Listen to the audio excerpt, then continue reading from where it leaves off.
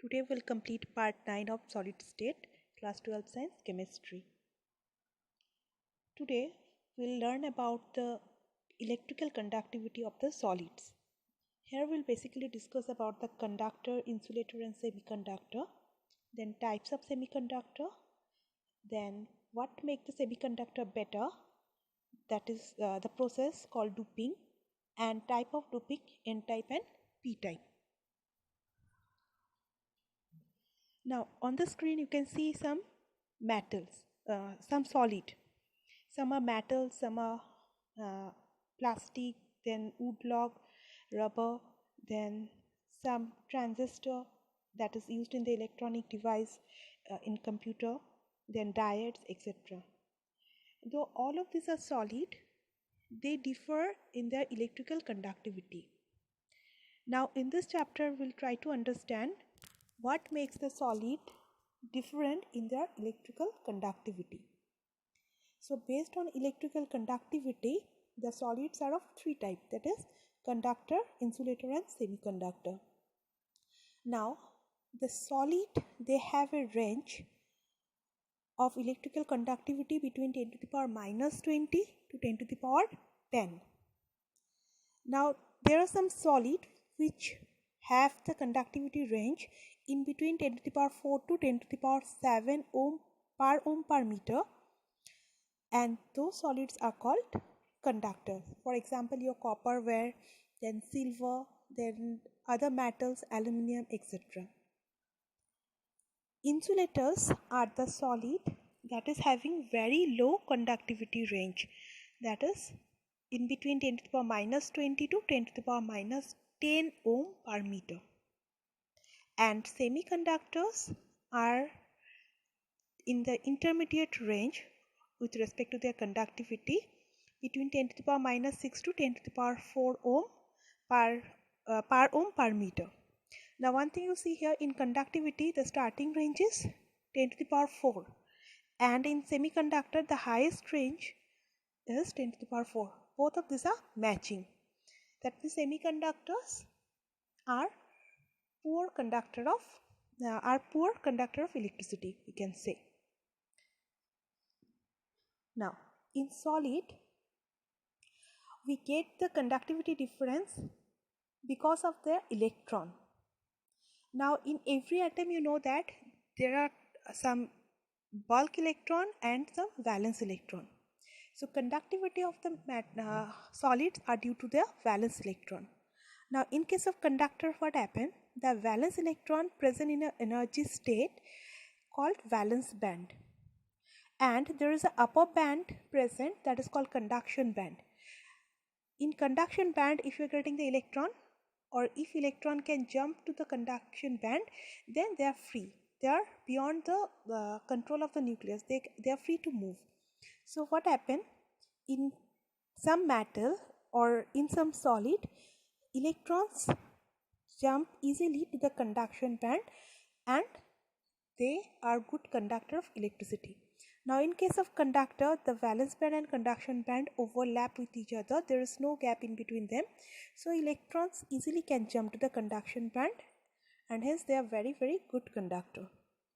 Now in case of semiconductor, the gap is in between.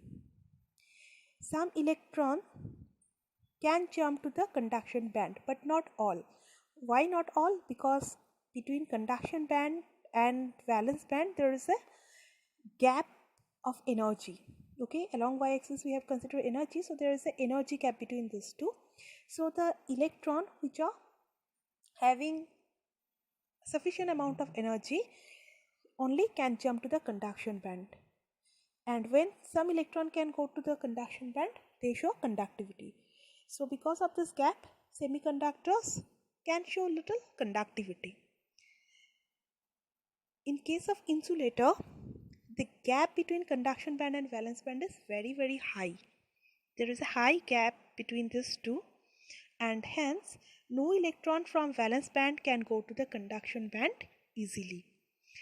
The transaction is not possible, and hence it is called forbidden zone. The gap in insulator is called forbidden zone because electrons cannot go cannot jump that high to reach the conduction band, and they are not free. They don't there we don't get any free electron, and hence they are not showing any electrical conductivity. Now in case of semiconductor, one important point you have to remember that the band gap is small, and hence somehow if the electron present in the valence band acquire energy, then they can easily jump to the conduction band. Now in which form we can give energy to the semiconductor? We can give energy in terms of temperature. We can provide thermal energy. So that thermal energy will be occupied by the electron, and more electron will go to the conduction band. If there is more electron in the conduction band, they are becoming better conductor. So in case of semiconductor, conductivity, electrical conductivity is directly proportional to the temperature. If temperature increases, more electron goes to the conduction band and it becomes better conductor. Okay. So in case of semiconductor, by giving energy, we can change the conductivity. There are some other processes that can help us to improve the conductivity of semiconductor. Now we'll study about types of semiconductor. There are two types of semiconductor: intrinsic semiconductor and extrinsic semiconductor. Now intrinsic semiconductor is poor semiconductor. Okay, generally in semiconductor what we have seen, only few electrons are capable of reaching to the conduction band, and hence they show very low conductivity. For example, silicon and germanium, and these are called intrinsic semiconductor. So here it is given. Intrinsic semiconductor, these are those semiconductors in which the forbidden gap is small. Only some electrons may jump to the conduction band and show some conductivity. They have very low electrical conductivity. Do remember, in intrinsic semiconductor the conductivity is very low. Example is silicon and germanium. Right. Next type is extrinsic semiconductor. Now we can improve the conductivity of intrinsic semiconductor by adding some impurity in it. If we add appropriate amount of suitable impurity in the semiconductor, it is being found that the conductivity increases. So by adding impurity, when you are getting the semiconductor with better electrical conductance, these are called extrinsic semiconductor. So when an appropriate impurity is added to an intrinsic semiconductor, it is called extrinsic semiconductor. Their electrical conductivity is high. They become good conductor. So extrinsic semiconductor is what? By adding impurity, we can improve the intrinsic semiconductor, and that the new semiconductor formed by adding impurity is called extrinsic semiconductor, and these are having high conductivity. Okay. Now the process of adding that impurity in the intrinsic semiconductor is called doping. Okay. The process of adding an appropriate amount of suitable impurity to increase the conductivity of semiconductor is called doping. It's important. What is doping? Doping is the process in which intrinsic semiconductor is being converted to extrinsic semiconductor by adding some suitable appropriate amount of impurity.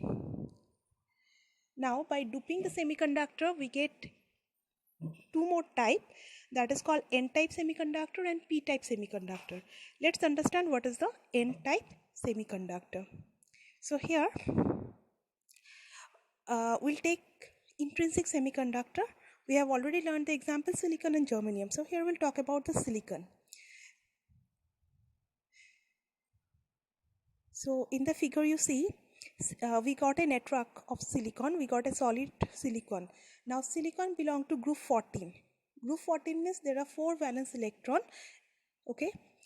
Now this 4 valence electron will take part in bonding in silicon solid. So in silicon you can see 4 electrons are there. Okay. Just a minute. Sorry. So in the silicon we are getting 4 electrons that are bonded with other 4 electrons. Now somehow if one silicon is replaced with group 15 element. Now why group 15 element? Because here we'll add the impurity that is electron rich. Okay, we'll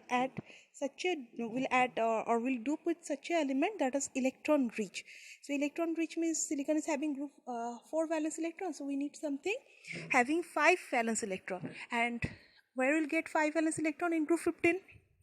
So we'll add one element from group 15 in the network.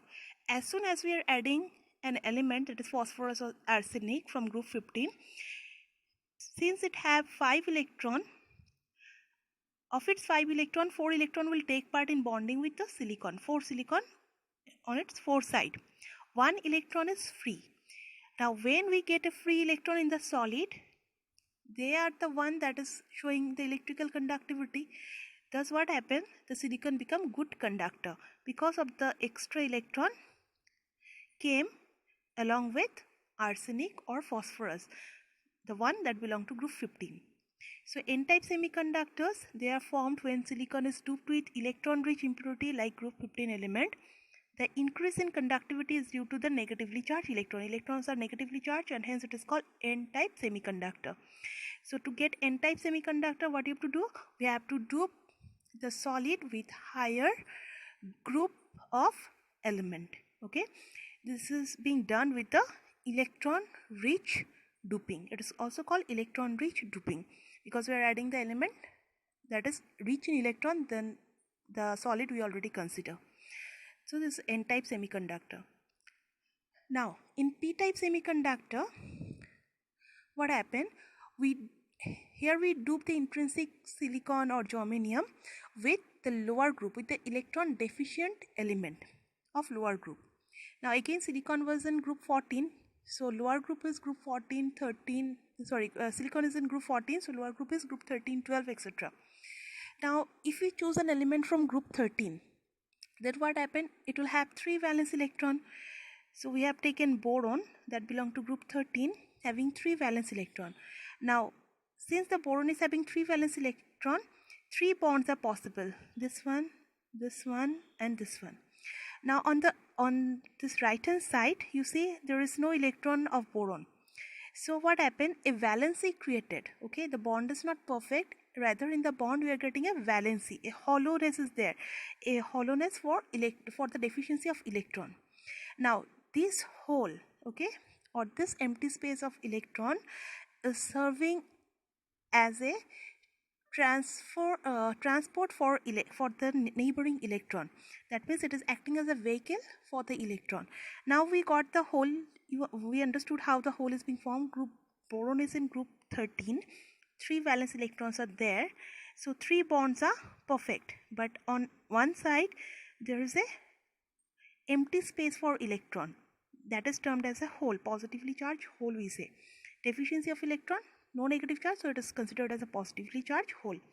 Now in this hole what happened? The neighboring electron will transfer, and when the neighboring electron will get transferred, slowly it is being found that if you are giving 2 electrons on this side, if you add the solid, if you connect the solid with 2 electrodes, for suppose one positively charged electrode you have added in one side and one negatively charged electrode you have added on the other side. If you connect like this, then what happens? This electron, the neighboring electron, will have a tendency to go towards positive charge. So where it will go? It can't move freely because it is bonded. So it will try to occupy this hole position. Okay, it will come to this hole. So if this electron is coming to this hole, the positive charge is traveling to the right side. Like this, slowly the electron will pass towards the positive side and the hole will pass towards the negative side. Okay, and hence in the solid we can see some movement of electron. So how the movement is being done? By means of this hole present in the solid. Thus semiconductor become a good conductor of electricity because electrons are moving by means of its vehicle, that is hole. So p-type semiconductor are formed when silicon is doped with electron deficient impurity like group 13 element. The increase in conductivity is due to the positively charged hole. Here the conductivity is not because of the free electron, but because of the presence of the hole in which the neighboring electrons are moving towards the respective electrodes. Okay, so we got n-type semiconductor, we got p-type semiconductor. In p-type semiconductor, do remember the doping is done with electron deficient element. Okay, so if we are considering group 14 element, we have to dope it with the lower group 13 or group 12. Now what are the different application of semiconductor, why the semiconductor is needed?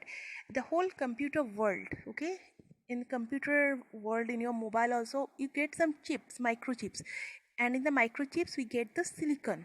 Okay, we get some transistor that can rectify the radio wave, microwave, etc.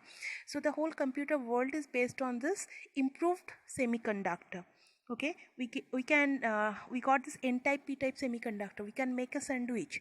Okay, we can make n type, that means p semiconductor we can place between two n-type semiconductor, and vice versa, we can get p and p type semiconductor. If we mix this, we get different diode. So this diode is also being used in the LED, light emitting diode, small light device that works in very low electricity. So like that we get a variety application of the semiconductor in our day-to-day life. One more important application of semiconductor is solar cell.